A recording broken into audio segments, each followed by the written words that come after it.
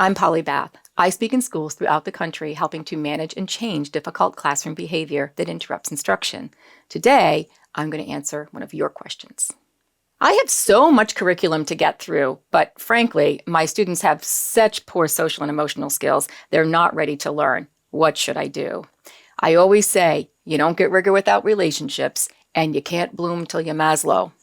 So you're right on. You can't fight that. You actually have to lean into it and say, how much readiness and how many skills do I have to work in, and not just try to charge through the curriculum, because we know how frustrating that is. Here's what I do. Simple lesson plan. I make a T-chart. On one side, I put what are all the prerequisites the kids need academically to access what I'm going to teach in this lesson. On the right side, what are all the social emotional skills they need to access in order to access the lesson the way I'm going to deliver it. Here's what I find out. I often teach to the right side, the social emotional skills, more heavily than I do the left side.